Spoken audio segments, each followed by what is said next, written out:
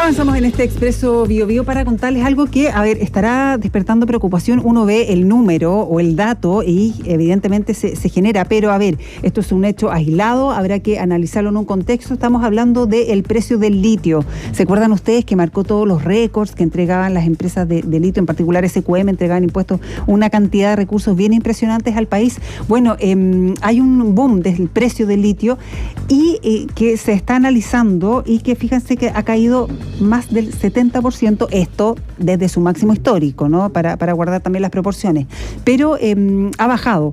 ¿Se mantendrá? ¿Será un caso puntual? ¿Qué podemos esperar, sobre todo en un país donde hay varias, la Estrategia Nacional del Litio, hay varias proyecciones que tienen a este elemento justamente dentro de los presupuestos? Se lo vamos a preguntar, entre otras cosas, también al director ejecutivo de Plus Mining, Juan Carlos Guajardo, que está en línea a esta hora. ¿Qué tal, Juan Carlos? Buenas tardes. Hola, buenas tardes. Hola, buenas tardes, Loreto, Álvaro, gusto saludarlos y conversar con ustedes. ¿Es de preocupación lo que está pasando con el precio del litio? Bueno, yo diría que la preocupación siempre tiene que acompañarnos a un país minero como Chile. Miramos muy de cerca el precio del cobre y creo que está bien que miremos con atención el precio del litio, porque son fuentes de ingresos importantes, ¿no? Y las fluctuaciones que ha habido, en este caso prácticamente se ha reducido a la mitad el precio del litio, tiene por supuesto connotaciones fiscales, ¿eh? Así que me parece que sí, es importante preocuparse. Otra cosa distinta es si los fundamentos del mercado están fallando de manera permanente o no. Yo creo que no. Yo creo que más bien es parte de las fluctuaciones que tiene un mercado como el del litio, que es un mercado mucho más pequeño que el del cobre. Eso también hay que entenderlo. Ahora, perdón, hacíamos referencia precisamente, hace referencia a cómo lo titula La Tercera, pero se habla de un boom del litio que se esfuma. Eso, efectivamente, uno tiene que pensar en esos términos, esta baja del precio. Yo creo que el boom fue efectivamente el año pasado, ¿eh? El precio que observó el litio fue muy lejos de los niveles históricos y muy lejos de los costos de producción de las compañías mineras. Por lo tanto, las utilidades que tuvieron fueron muy altas. Eso yo lo definiría como un boom. Lo que estamos viendo ahora más bien es una normalización, si lo podemos decir de alguna manera. El precio está más bien cayendo a los niveles que habíamos observado los últimos años, antes de este precio excepcional del año anterior. Claro, se normalizado un poco. Se habla también del factor China, quizás también partir por eso, ¿no? ¿Por qué ha bajado tanto o por qué se provocó ese pic? Y efectivamente ese fue el pic y ahora vamos a ver una normalización. Sí, yo creo que eso es una buena manera de describirlo. El año pasado China tuvo un despegue muy importante en materia de vehículos eléctricos, fabricación de baterías. Había poco litio en el mercado y eso se desencadenó los precios extraordinariamente altos que observamos. Y ahora la situación se ha revertido parcialmente. La economía china, como hemos podido ver en las noticias últimamente, está ofreciendo algunas dudas. Sí.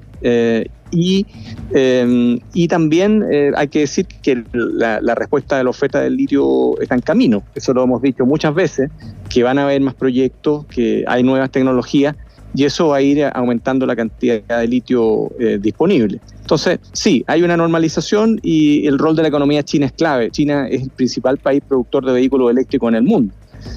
No se nos puede olvidar ese detalle. Uh-huh. ¿Qué prioridades nos presenta la Estrategia Nacional del Litio? Bueno, la Estrategia Nacional del Litio es una situación bien especial que produjo nuestro país. Si pensamos lo que hacen otros países que tienen litio, lo que está tratando de hacer Chile es excepcional.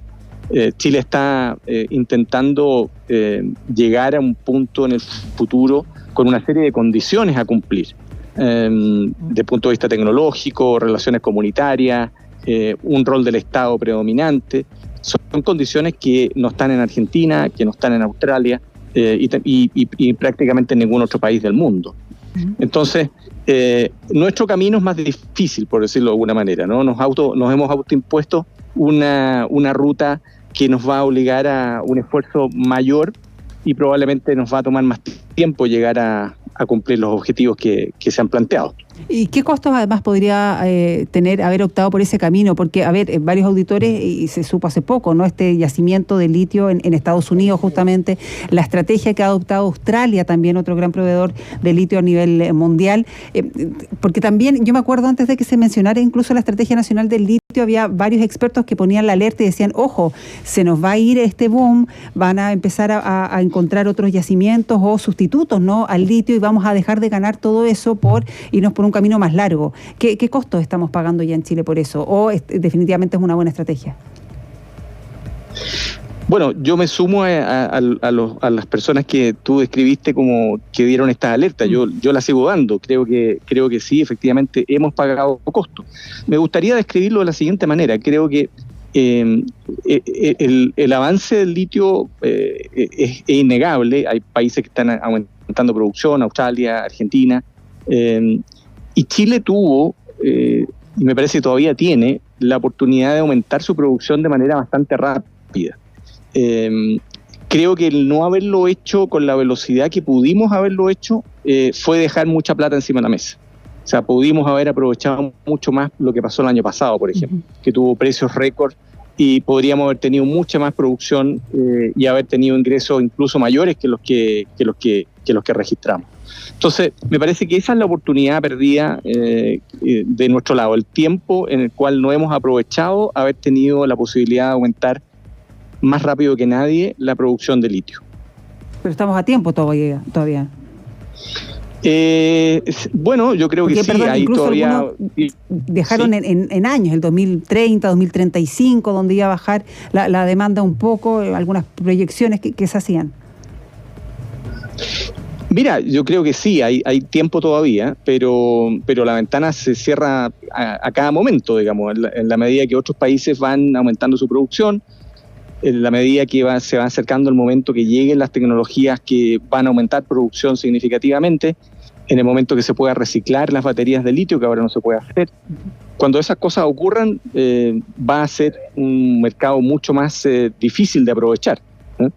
Entonces sí, yo diría que hasta 2030, 2035 hay buenas garantías de poder seguir aprovechando esto, pero vuelvo a insistir en algo: la Estrategia Nacional del Litio no nos garantiza que esto ocurra rápidamente en el país, ¿no? Y ahí donde están las dudas de si vamos a alcanzar a tener suficientes años de aprovechamiento antes que se empiece a cerrar la ventana de oportunidad del litio. Juan Carlos, vamos a suponer que algo pudiese modificarse en la Estrategia Nacional del Litio. A tu juicio, ¿qué aspecto sería ese? Bueno, yo creo que el tema para ir a los fundamentos del asunto, yo creo que en vez de articular una estrategia con tantas condiciones y tantos criterios que cumplir, yo hubiera permitido liberalizar el desarrollo de proyectos más abierto a inversionistas, pero manteniendo el rol que, por ejemplo, ha tenido Corfo históricamente. Corfo ha impuesto condiciones de negociación, contratos en los cuales los privados tienen que atenerse una vez que van a llegar a producir, y eso le significó al Estado excelentes rentas. Los ingresos del año pasado fueron extraordinariamente altos, y sin estrategia nacional del litio. Entonces, yo creo que si hubiéramos podido liberalizar, o si liberalizáramos el acceso a la exploración y a la explotación de los yacimientos de litio, pero con un rol importante de Corfo en los contratos de explotación, ese sería el camino más expedito para aprovechar el tiempo, ¿no? Juan Carlos, cuando hablamos, porque tengo la sensación de todos los factores que mencionaste, de la reutilización de baterías de litio, en fin, todo lo que podría pasar de aquí al 2030, 2035, en el caso del litio se puede hablar de ciclos de precio. En el cobre se habla del superciclo del precio del cobre, por ejemplo, o va a depender demasiado de cómo evolucionan las industrias, en fin. Bueno, yo creo que si lo comparamos con lo que fue el litio antes de las baterías, recordemos que la historia de las baterías y el rol del litio no es demasiado antiguo. Es reciente, esto está teniendo un boom en los últimos años. Yo diría que eso sí, efectivamente es un gran boom y probablemente va a explicar un primer gran ciclo histórico de este mineral. Antes de las baterías, el litio era un mineral absolutamente secundario, ignorado prácticamente. Entonces, ahora yo creo que estamos viendo el gran superciclo. Cuando estos otros factores, las tecnologías y más proyectos lleguen, vamos a tener una normalización más generalizada y después el futuro dirá si es que el litio sigue jugando un rol o no, o si nos vamos a quedar solo con un gran ciclo que va a ser desde 5 años atrás hasta unos 10 años adelante. Claro, mi pregunta era si es que podríamos, que es muy difícil responderlo, ¿no? Pero ¿se descarta que lleguen a precios como los que vimos el año pasado? Yo creo que no se puede descartar, porque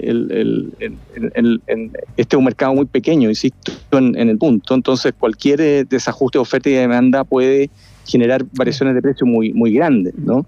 En el caso del cobre, hay aumentos de precio importantes de un año a otro, pero lo que vimos en el litio son multiplicaciones de varias veces, ¿no? Sí. En el caso del cobre se podrá duplicar el precio y eso nos sorprende, pero en el caso del litio fueron multiplicaciones de varias veces, ¿no? Entonces, yo no descartaría que pudiera, de aquí a los próximos 10 años, que es la ventana de la que estamos hablando, que pudiera haber otros episodios de pics de precios muy, muy intensos, ¿no? Sujeto a los desbalances de oferta y demanda que estábamos analizando.